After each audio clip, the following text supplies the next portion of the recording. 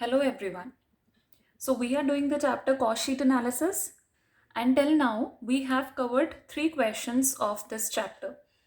One is the in the way of short question type, and two were the long type questions. And now moving forward in this series, we have question number 4, which again carries a different point of cost sheet. The question is like this: prepare a statement of cost and profit for the year 2014. हमने 2014 के लिए एक statement को draw करना है और वो statement का नेम क्या है? Statement of cost and profit. Now mind this thing कि कॉस्ट शीट का एक सेकेंड नेम भी होता है और उसको बोलते हैं statement of cost and profit, क्योंकि कॉस्ट शीट में हम कॉस्ट बताते हैं, टोटल कॉस्ट, और उसके साथ साथ उसका प्रॉफिट या लॉस और उस दोनों का जो समेशन होता है सेल्स, वो सब कुछ बताया जाता है. So due to this reason it is also called statement of cost and profit. Now information क्या गिवन है हमें? रॉ मटेरियल कंज्यूम्ड बताया गया है, डोमेस्टिक एंड इम्पोर्टेड, मतलब हम दो जगह से रॉ मटेरियल मंगवा रहे हैं. कुछ हमारी अपनी ही इकोनॉमी से होगा, मतलब विद इन इंडिया, और कुछ हम इंपोर्ट करवा रहे हैं. डायरेक्ट लेबर है, indirect labour, storage of raw materials and spheres. अब इसको कैसे लेना है कि storage of raw material and spheres? Storage of raw material and spheres is a part of your factory overhead. How? अब आपने देखा है कि हम स्पेयर क्या होते हैं? हमारे कुछ टूल्स, कुछ कंपोनेंट्स जो मशीन को चलाने के लिए या प्रोडक्शन में हेल्प करते हैं. और रॉ मटेरियल भी किस में हेल्प करता है? प्रोडक्शन में हेल्प करता है. तो उसके रिगार्डिंग अगर हम कोई स्टोरेज का खर्चा कर रहे हैं, जैसे कोई गोडाउन का रेंट हो गया, किसी फैक्ट्री का रेंट हो गया, तो वो जो खर्चा हुआ वो हमारे फैक्ट्री ओवरहेड्स का पार्ट होगा. नेक्स्ट है आपका फ्यूल. फ्यूल भी हमारा फैक्ट्री ओवरहेड्स में आता है. Tools consumed, factory overheads. Sales depot. अब ये सेल्स के रिगार्डिंग खर्चा है. दैट मीन्स जो भी खर्चा सेल्स के रिगार्डिंग होता है और वो डायरेक्ट नेचर का नहीं होगा, तो वो किस कैटेगरी में आएगा? सेल्स ओवरहेड्स में. सेलिंग एंड डिस्ट्रीब्यूशन ओवरहेड्स में हम वो खर्चा डालते हैं. नेक्स्ट आता है डेप्रिसिएशन ऑफ प्लांट.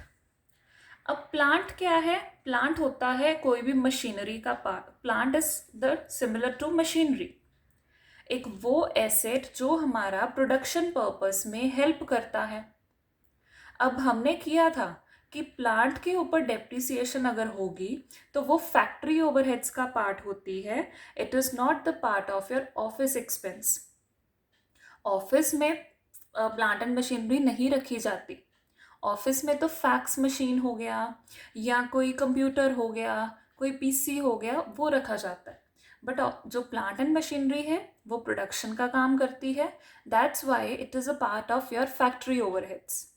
उसके ऊपर कोई भी डेप्रिसिएशन लगेगा वो फैक्ट्री ओवरहेड्स का ही पार्ट होगा.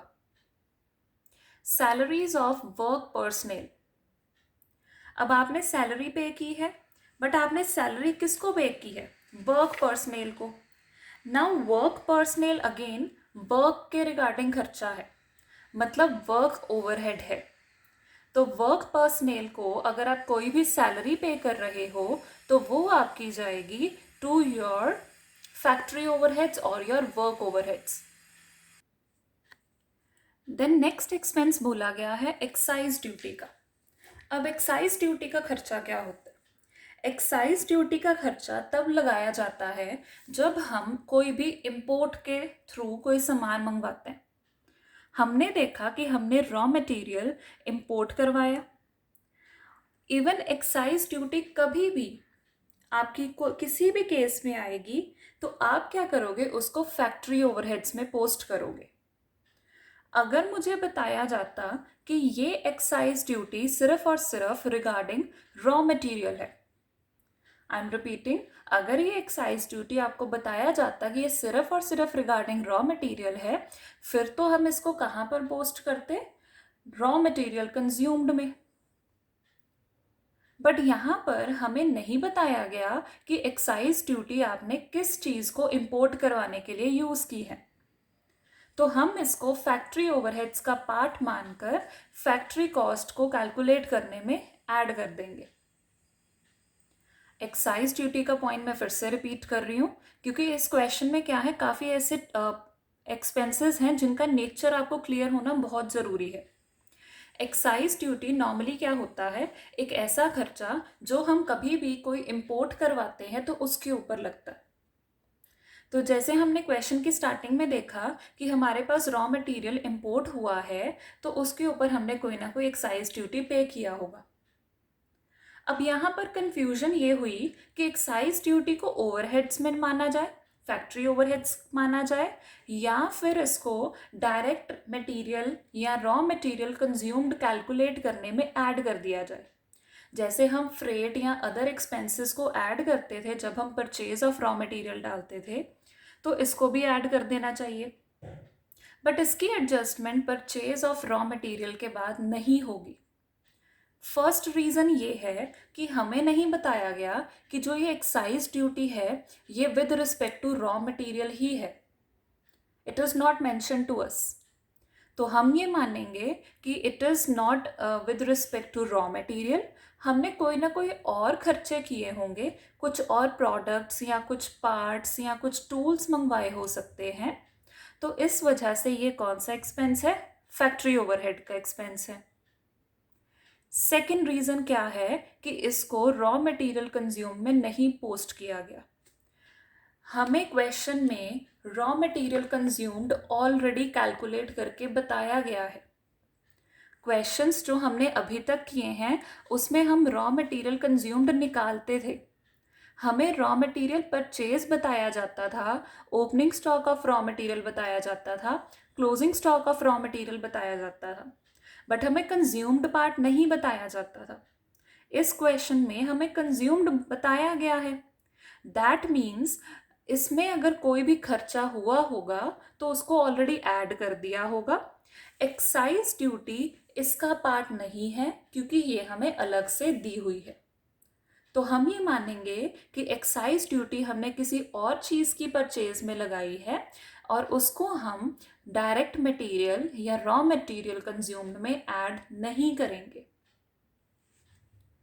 नेक्स्ट, एडमिनिस्ट्रेटिव एक्सपेंस नॉर्मल है, एडमिनिस्ट्रेटिव ओवरहेड का खर्चा है, आप इसको वहां पोस्ट कर दोगे।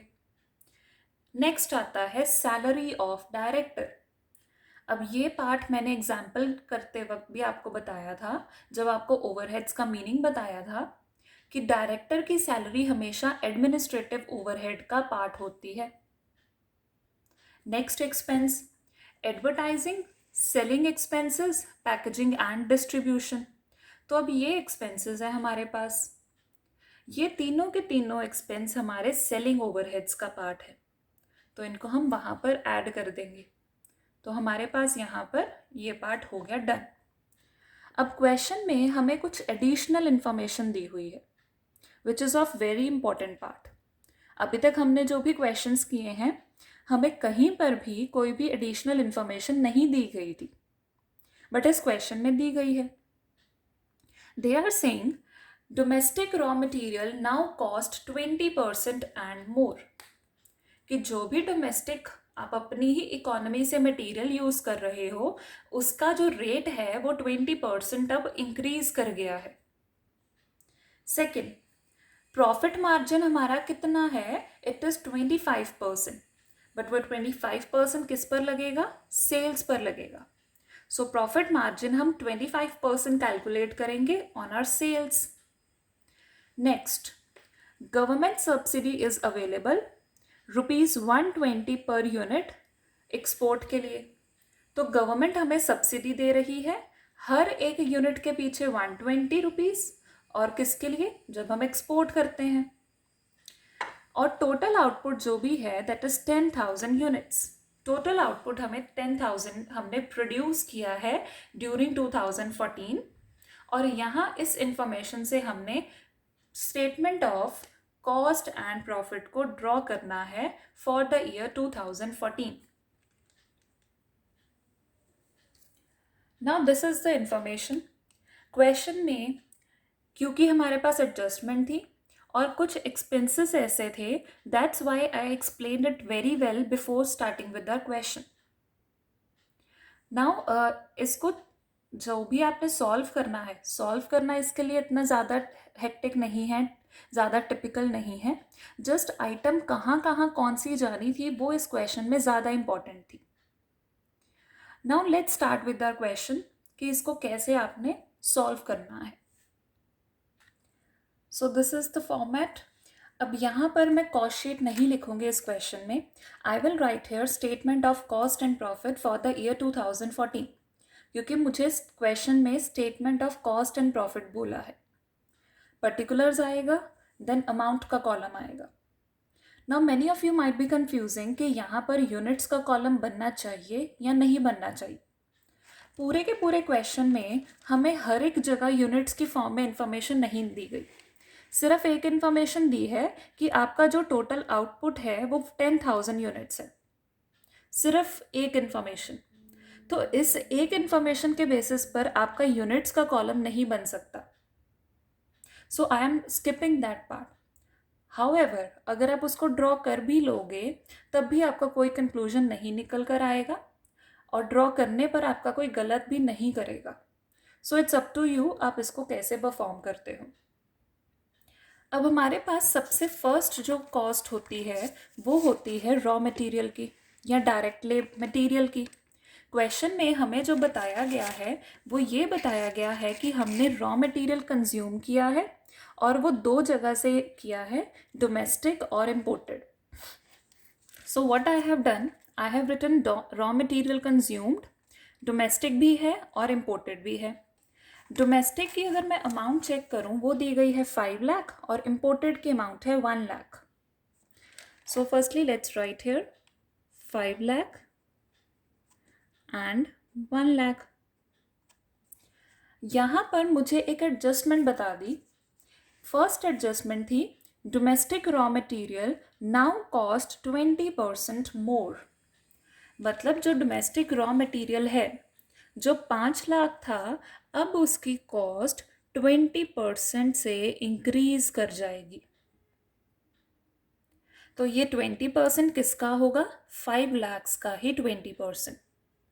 तो अगर हम 5 लाख के ऊपर 20% निकालें तो वो हो जाएगा आपका 1 lakh. So 5 lakh plus 1 lakh is equal to 6 lakhs. I am repeating, हमें बोला गया है कि डोमेस्टिक रॉ मटेरियल की कॉस्ट 20% से इंक्रीज हो जाएगी। तो कभी भी आपको किसी भी कंपोनेंट की कॉस्ट को इंक्रीज करने के लिए अगर बोला गया है या डिक्रीज करने के लिए बोला गया है तो आप उसकी एडजस्टमेंट अपनी कॉस्ट शीट में या statement of cost and profit में करोगे। इसमें हमें बोला गया था कि वो 20% इंक्रीज की है। किसका इंक्रीज होगा? 5 लाख का ही। तो दैट विल बिकम 6 लाख और ये 1 लाख एज इट इज़ का एज इट इज़ ही रहेगा। इसमें हमें कोई चेंज नहीं बोला। तो टोटल जो हमारे पास मटेरियल आ गया है वो आ चुका है 7 लाख्स। अब जो नेक्स्ट कंपोनेंट होगा वो होगा हमारा direct labour and direct expense. Check कर लेते हैं कि कौन कौन सी इंफॉर्मेशन हमें क्वेश्चन में गिवन है। So in question we are given direct labour. और कहीं पर भी जब हमने क्वेश्चन डिस्कस किया था तो कोई भी डायरेक्ट एक्सपेंस नहीं बताया गया था। दैट मीन्स इस क्वेश्चन में कोई भी डायरेक्ट एक्सपेंस की इंफॉर्मेशन ना होने के कारण हम प्राइम कॉस्ट तो कैलकुलेट करेंगे, बट प्राइम कॉस्ट में सिर्फ और सिर्फ रॉ मटेरियल और डायरेक्ट लेबर को ऐड करेंगे। कोई भी डायरेक्ट एक्सपेंस इस क्वेश्चन में नहीं होगा। तो डायरेक्ट लेबर ऐड कर लेते हैं। Direct labour is here 5 lakh और उसके एडिशन पर हमारे पास आ जाएगा prime cost. Now you all have to do one thing, pause the video over here और आपको अब यहाँ पर सीधे का सीधा क्वेश्चन लेकर जाना है टू द एडमिनिस्ट्रेटिव ओवरहेड्स और आपको उसको ऐड करके एडमिनिस्ट्रेटिव कॉस्ट या फिर कॉस्ट ऑफ प्रोडक्शन कैलकुलेट करनी है। अपने आप सॉल्व करो, then on the video and check कि आपने अभी तक जो भी समझा है वो करेक्ट है या नहीं है। So here I have calculated the total cost of production as rupees 20 lakhs. अब ये कैसे आया? हमने निकाला था कि हमारे पास रॉ मटेरियल कंज्यूम्ड आ गया है 7 लाख, डायरेक्ट लेबर हमें गिवन थी 5 लैक्स की, तो दोनों को ऐड करके आ गया प्राइम कॉस्ट. प्राइम कॉस्ट में हमने ऐड करना होता है फैक्ट्री ओवरहेड्स को. अब फैक्ट्री ओवरहेड्स हमें यहाँ पर एक काफ़ी बड़ी डिटेल दी गई थी. जब भी आपको क्वेश्चन में डिफरेंट कंपोनेंट्स बताए जाएंगे फैक्ट्री ओवरहेड्स के, सेलिंग डिस्ट्रीब्यूशन ओवरहेड्स के या एडमिनिस्ट्रेटिव ओवरहेड्स के, आपको हर एक आइटम को सेपरेटली लिखना है. If you do not mention those items in your cost sheet or statement of cost and profit, your marks can get deducted. सबसे पहला कंपोनेंट था इनडायरेक्ट लेबर. अब जब भी आपको इनडायरेक्ट लेबर दी गई होगी, आप हमेशा यही एज्यूम करोगे कि वो आपका फैक्ट्री ओवरहेड का खर्चा है. Storage of raw material and spheres मैंने आपको पहले ही बता दिया, किसी भी गोडाउन का स्टोरेज का खर्चा है, वेयर हाउस का खर्चा है, तो वो कहाँ पर आएगा? फैक्ट्री ओवरहेड में. अगर मुझे यहाँ पर रॉ मटेरियल और स्पेयर्स के बारे में ना बताया होता और मुझे बोला जाता कि स्टोरेज तो है, स्टोरेज ऑफ फिनिश्ड प्रोडक्ट है, तो फिर मैं उसको मानती कि वो मेरा सेलिंग ओवरहेड है, क्योंकि फिनिश गुड्स की स्टोरेज की खर्चे को हम सेलिंग का पार्ट मानते हैं. जिन्होंने सेल करना होता है वो उनको वेयर हाउस में स्टोर करते हैं, तो वो सेलिंग का खर्चा हो जाता है.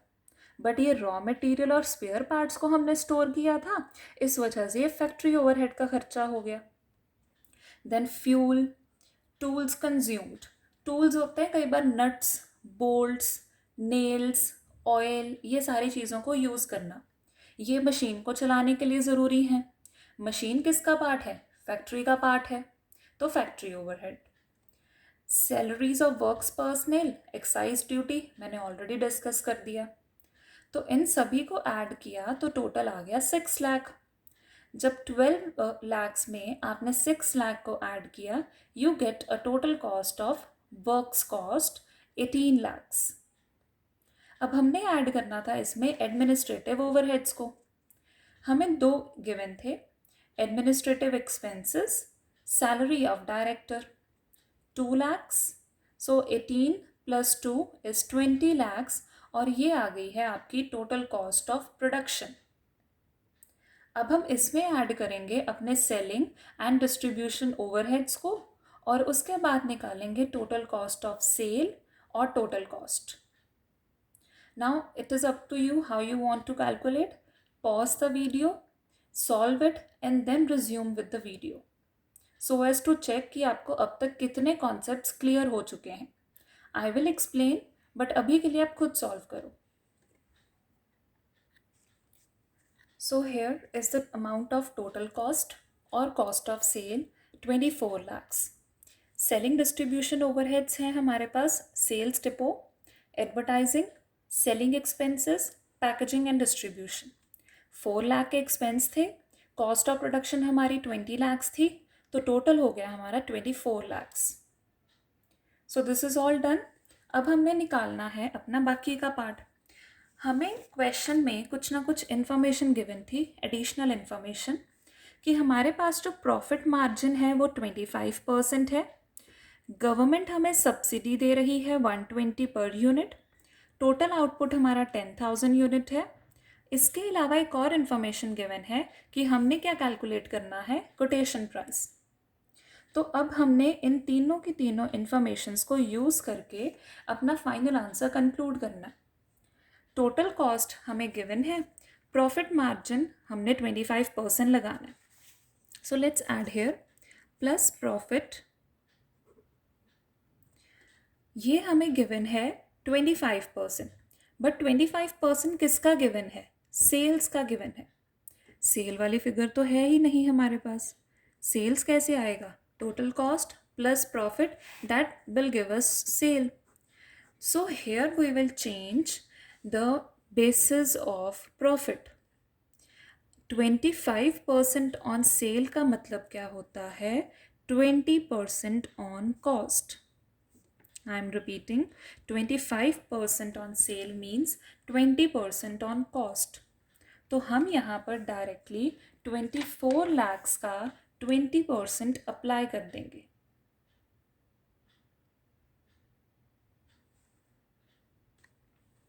आई am sorry, there is one mistake. यहाँ पर 20% नहीं आएगा. It should be 33.33%. I just took it in a wrong manner. So 25% on sale का मतलब 33.33% on cost. अब अगर ये कैसे आया, if you don't know this point, मैं आपको यहाँ पर रफ में उसको कैलकुलेट करना सिखा देती हूँ कि ये कैसे आता है. अगर हम लें कि हमारे पास प्रॉफिट है, जो परसेंटेज दी गई थी, it was given to us as 25%. 25% का मतलब 25/100. अगर हम इसको कट करें तो वो हो जाएगा 1/4. अब जो चीज़ 1/4 ऑन सेल होती है उसको कन्वर्ट कर दिया जाता है 1/3 ऑन कॉस्ट. तो 1/3 का मतलब क्या हुआ? 33.333%. तो मैं जब 33.33% को 24 lakhs पर अप्लाई करूँगी, what I will get the amount of profit as 8 lakh. आपको पॉइंट्स में फिगर मिलेगी, आप उसको राउंड ऑफ कर सकते हो. तो 8 लाख प्लस 24 लाख, ये दोनों मिलकर बनाएंगी आपकी sales. So 24 plus 8 is 32 lakhs. 32 lakhs is the total amount of sales from the year 2014 और जो भी डेटा हमें गिवन था. अब यहाँ तक तो हो गया सॉल्व क्वेश्चन. हमने एडजस्टमेंट 1 भी कर दी, सेकेंड भी कर दी. थर्ड एंड फोर्थ इंफॉर्मेशन को कैसे यूज़ करें? गवर्नमेंट हमें सब्सिडी देती है 120 रुपीज़ की और टोटल यूनिट्स हमारे 10,000 हैं और हमने निकालना है कोटेशन प्राइस. कोटेशन प्राइस का मतलब हमने प्रोवाइड कराना है कि हम जब अब सामान आपको देंगे तो कितने रेट पर देंगे. तो उसको कैसे कैलकुलेट करेंगे विद रिस्पेक्ट टू सब्सिडी. सो वो होगा कैलकुलेट आपका selling price per unit.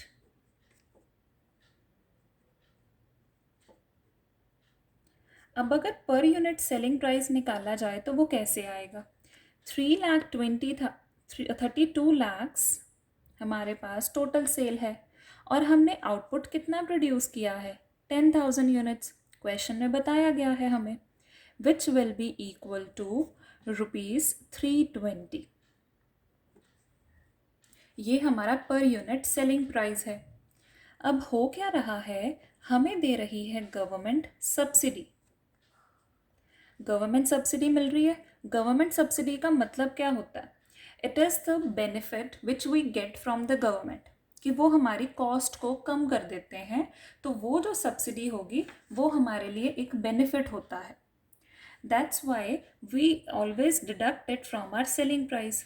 Government subsidy, अब वो मिल रही है हमें ₹120 पर यूनिट.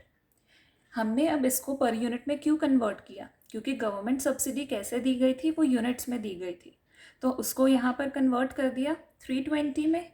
तो ये आ गया हमारे पास ₹200 और वो होगा हमारा quotation price for all the units.